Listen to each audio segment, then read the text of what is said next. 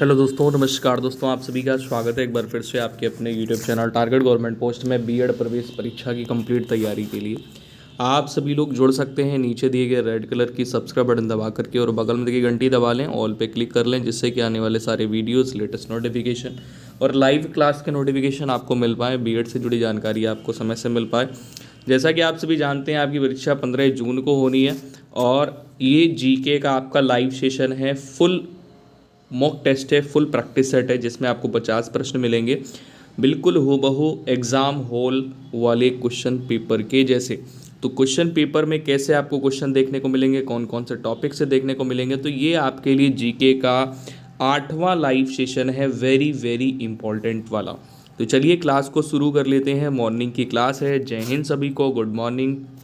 Good morning सभी प्यारे भाई बहनों को, वो वेरी गुड मॉर्निंग।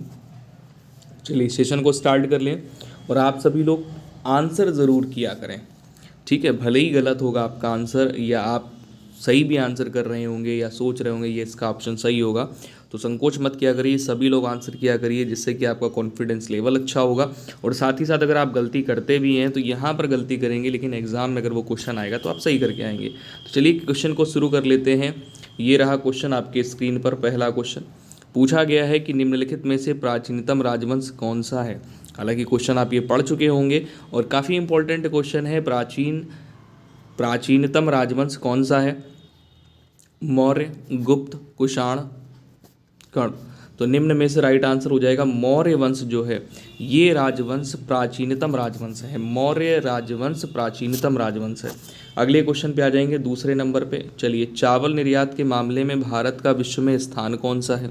सभी जानते हैं, दूसरा स्थान है, ठीक है। अगले क्वेश्चन पे आ जाएंगे। अगला क्वेश्चन ये रहा आपके स्क्रीन पर, तीसरा नंबर है। फटाफट से क्वेश्चन आपको यहाँ पर वो मिलेंगे जो आप पहले पढ़ चुके होंगे, यहाँ पर आपको पढ़ाए गए हैं, करवाए गए हैं और प्रीवियस ईयर भी पूछे गए हैं, ठीक है। तो कोशिश करिएगा फटाफट से आंसर दीजिएगा। निम्नलिखित में से कौन सा एक सुमिलित नहीं है? सही सुमिलित नहीं है, ठीक है ना। क्या बोला? सही सुमिलित नहीं है। अब जैसे बिहू असम से संबंधित है, पोंगल तमिलनाडु से संबंधित है, वैसाखी पंजाब से संबंधित है, ओणम आंध्र प्रदेश से संबंधित नहीं है। अगले क्वेश्चन पे आ जाइए। अगला क्वेश्चन यहाँ पे चौथा नंबर ये रहा, सुगौली की संधि 1816 ईस्वी किनके बीच संपन्न हुई? देखिए, जो सुगौली की संधि हुई थी ये ईस्ट इंडिया कंपनी और नेपाल के बीच संपन्न हुई थी। अगले क्वेश्चन पे आ जाएंगे। अगला क्वेश्चन यहाँ पर 5वां नंबर ये रहा आपकी स्क्रीन पर, जनसंख्या वितरण को सर्वाधिक प्रभावित करने वाला तत्व कौन सा है? जनसंख्या वितरण को सर्वाधिक प्रभावित करने वाला तत्व कौन सा है? तो 5वें नंबर पे राइट आंसर हो जाता है जलवायु। अगले क्वेश्चन पे आ जाएंगे। अगला क्वेश्चन 6ठा नंबर आपके स्क्रीन पर है, विवेकानंद रॉक मेमोरियल स्थित है। विवेकानंद रॉक मेमोरियल स्थित है तो रामेश्वरम में। कहाँ पर? ध्यान देना, विवेकानंद रॉक मेमोरियल स्थित है कहाँ पर? रामेश्वरम में, राइट। अगले क्वेश्चन पे आ जाएंगे। 7वां नंबर क्वेश्चन आपके स्क्रीन पर। देखो यहाँ पर आपसे कह रहा है, राष्ट्रपति लोकसभा में आंग्ल भारतीय समुदाय के कितने व्यक्तियों को प्रतिनिधित्व ना होने की स्थिति में मनोनीत कर सकता है? राष्ट्रपति लोकसभा में आंग्ल भारतीय समुदाय के कितने व्यक्तियों को प्रतिनिधित्व ना होने की स्थिति में मनोनीत कर सकता है? 7वें नंबर पर राइट आंसर हो जाता है 2। राष्ट्रपति लोकसभा में आंग्ल भारतीय समुदाय के कितने व्यक्तियों को प्रतिनिधित्व ना होने की स्थिति में मनोनीत कर सकता है?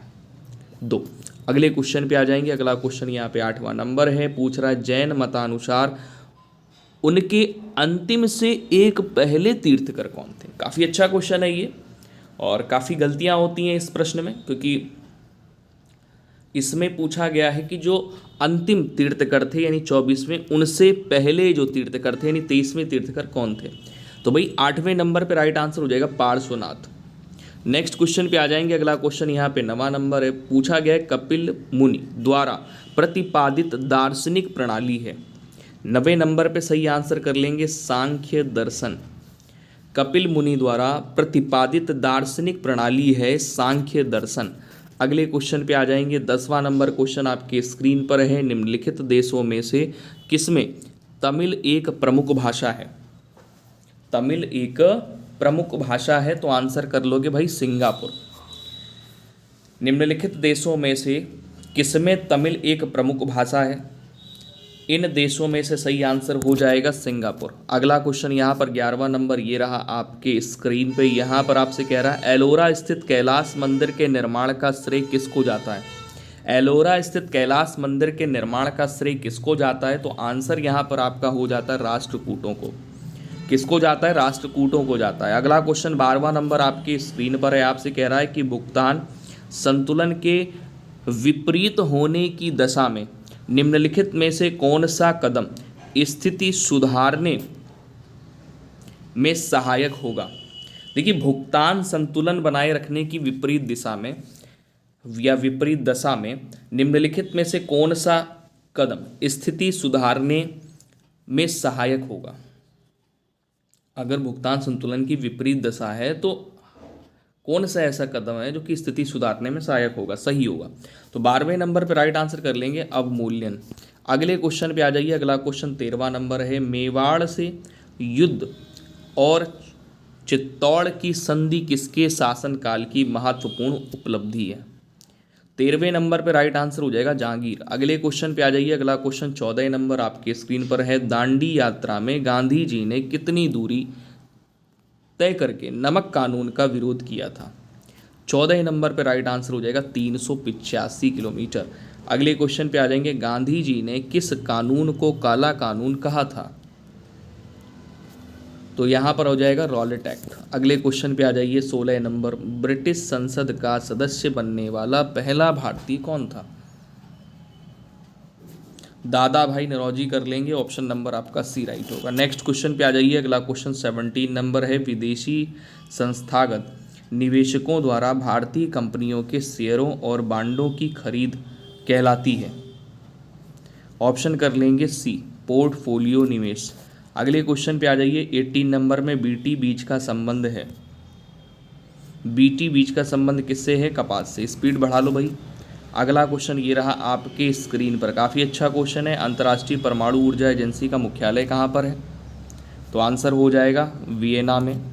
अगले क्वेश्चन पे आ जाइए। अगला क्वेश्चन ये रहा। रेशा फसलें निम्नलिखित में से कौन सी हैं? रेशा फसलें निम्नलिखित में से कौन सी हैं? तो कपास, सन, जूट। अगले क्वेश्चन पे आ जाइए। 21 नंबर में आपसे कह रहा कि पवन वेग निम्नलिखित में से संबंधित है। तो पवन वेग निम्नलिखित में से संबंधित है तो दाब प्रवणता से।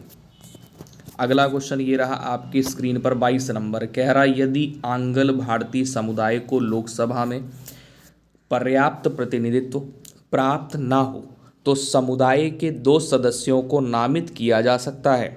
22 नंबर पे राइट आंसर हो जाएगा राष्ट्रपति द्वारा। ठीक है। अगले क्वेश्चन पे आ जाइए। अगला क्वेश्चन ये रहा 23 नंबर। भारत के राष्ट्रपति चुनाव के लिए नागरिक को कितनी आयु पूरी कर लेनी चाहिए? 25, 30, 35, 18। तो आंसर यहाँ पर आपका हो जाएगा ऑप्शन नंबर सी, यानी 35 वर्ष पूरी कर लेनी चाहिए राष्ट्रपति चुनाव के लिए। अगले क्वेश्चन पे आ जाइए। 24 नंबर पे आपसे कह रहा है किसने कहा था अच्छा नागरिक अच्छा राज्य बनाता है और बुरा नागरिक बुरा राज्य बनाता है? 24 नंबर पे राइट आंसर हो जाएगा। ये जो बोला था ये अरस्तू ने कहा था। किसने कहा था? अरस्तू ने। फटाफट से आंसर करते हुए चलेंगे सभी लोग। अगले क्वेश्चन पे आ जाएंगे। 25 नंबर में कह रहा है कि संसद सदस्य संसद में अपनी सदस्यता गंवा देगा यदि वह सत्रों से निरंतर अनुपस्थित रहे, एब्सेंट रहे।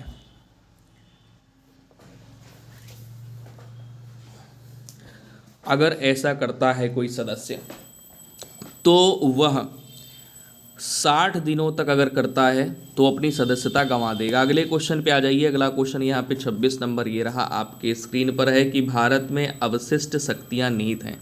भारत में अवशिष्ट शक्तियाँ निहित हैं तो ये सारी अवशिष्ट शक्तियाँ किस में निहित हैं? तो केंद्रीय सरकार में। नेक्स्ट क्वेश्चन पे आ जाएंगे। अगला क्वेश्चन यहाँ पे 27 नंबर है। कह रहा बुद्ध को प्रबोध कहाँ प्राप्त हुआ? बुद्ध को प्रबोध कहाँ प्राप्त हुआ? तो बोध गया में। बुद्ध को प्रबोध कहाँ प्राप्त हुआ? बोध गया में। अगला क्वेश्चन 28 नंबर है। प्रथम गैर कांग्रेसी प्रधानमंत्री बने।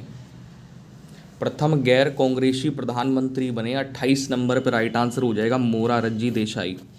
नेक्स्ट क्वेश्चन पे आ जाइए। अगला क्वेश्चन यहाँ पे ये रहा, 29 नंबर है, कह रहा संसदीय शासन प्रणाली में वास्तविक कार्यपालिका शक्ति किसके पास होती है? प्रधानमंत्री के पास। संसदीय शासन प्रणाली में वास्तविक कार्यपालिका शक्ति किसके पास होती है? तो प्रधानमंत्री। अगला क्वेश्चन 30 नंबर आपके स्क्रीन पर है, उच्चतम न्यायालय के न्यायाधीशों की सेवानिवृत्ति की आयु है।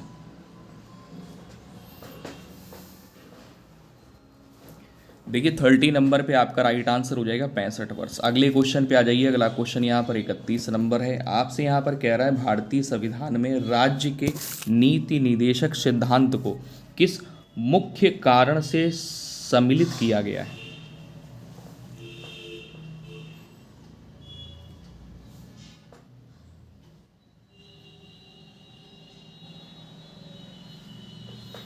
इकतीस नंबर पे राइट आंसर हो जाएगा कल्याणकारी राज्य की स्थापना के लिए। अगला क्वेश्चन यहाँ पर ये रहा 32 नंबर है, कह रहा किस सिख गुरु ने हरमंदिर साहिब यानी स्वर्ण मंदिर की स्थापना की थी? ध्यान रखना, किस सिख गुरु ने हरमंदिर साहिब यानी स्वर्ण मंदिर की बात हो रही है, स्थापना की थी। तो 32 नंबर पे राइट आंसर आपका यहाँ पे हो जाएगा गुरु अर्जुन देव।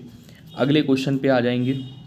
अगला क्वेश्चन ये रहा आपके स्क्रीन पर है, सहारा प्रदेश में धूल दानव है। सहारा प्रदेश में धूल दानव है। 33 पे राइट आंसर हो जाएगा प्रातः काल चलने वाली तीव्र आंधी।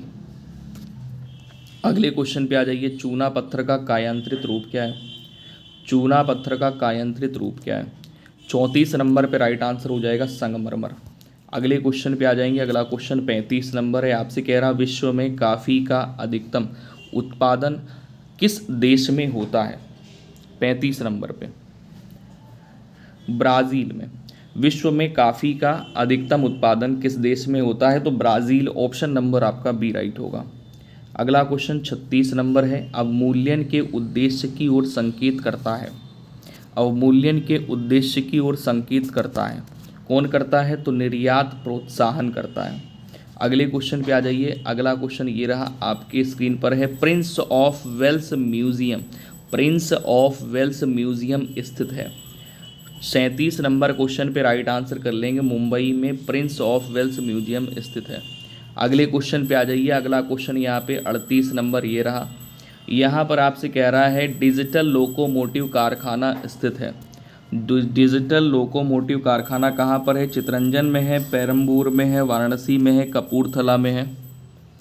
38 नंबर पे आपका राइट आंसर हो जाएगा ऑप्शन नंबर सी, वाराणसी में। कहाँ पर है भाई डिजिटल लोकोमोटिव कारखाना? कहाँ पर है? वाराणसी में। अगला क्वेश्चन यहाँ पे 39 नंबर है, आपसे ये पूछ रहा हूँ 39 नंबर में ध्यान दीजिएगा कि सर्वाधिक जनसंख्या घनत्व वाला महाद्वीप कौन सा है? सबसे ज़्यादा जनसंख्या घनत्व वाला महाद्वीप कौन सा है? तो सभी जानते हैं भाई, इसमें तो गलती हो ही नहीं सकती, एशिया महाद्वीप। अगला क्वेश्चन है पोर्ट विलियम कहाँ स्थित है? पोर्ट विलियम कहाँ पर है? चेन्नई में, कोलकाता में, नई दिल्ली में या मसूलीपट्टनम में? 40 में राइट आंसर आपका हो जाएगा सी, कोलकाता में। अगला क्वेश्चन ये रहा आपके स्क्रीन पर 41 नंबर है, यहाँ पर आपसे कह रहा प्रकाश वोल्टीय सेल के प्रयोग से सौर ऊर्जा का रूपांतरण करने से निम्नलिखित में से किसका उत्पादन होता है? 41 नंबर पे राइट आंसर हो जाएगा विद्युत ऊर्जा।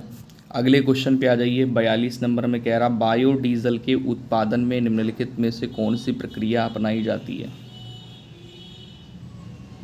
42 नंबर पे राइट आंसर हो जाएगा ट्रांस एस्टरिफिकेशन। अगले क्वेश्चन पे आ जाएंगे 43 नंबर में, यहाँ पर आपसे कह रहा है अमोनिया का एक गुण कौन सा है? तो इसके जलीय विलयन में लिटमस, लाल लिटमस नीला हो जाता है। इसके जलीय विलयन में लाल लिटमस नीला हो जाता है। ठीक है। अगले क्वेश्चन पे आ जाएंगे 44 नंबर में, देखो आपसे क्या पूछा गया है, ध्यान देना। उस युक्ति को क्या कहा जाता है जो कंप्यूटर आउटपुट को टेलीफोन लाइनों पर प्रेषित करने के लिए रूपांतरित करती है? कंप्यूटर आउटपुट को टेलीफोन लाइनों पर प्रेषित करने के लिए रूपांतरित करती है। तो 44 पे सही आंसर आपका हो जाएगा मॉडेम। अगले क्वेश्चन पे आ जाएंगे, दिल का दौरा किस कारण से होता है। 45 नंबर पे राइट आंसर आपका हो जाएगा हृदय में रक्त की आपूर्ति में कमी के कारण। अगले क्वेश्चन पे आ जाइए। अगला क्वेश्चन ये रहा 46 नंबर, इनमें से विषम कौन सा है? बुझा चूना, ये विषम हो जाएगा। अगले क्वेश्चन पे आ जाइए। अगला क्वेश्चन ये रहा 47 नंबर है, कह रहा जैव निम्नीकृत अपशिष्ट को किसकी सहायता से उपयोगी पदार्थ में रूपांतरित किया जा सकता है?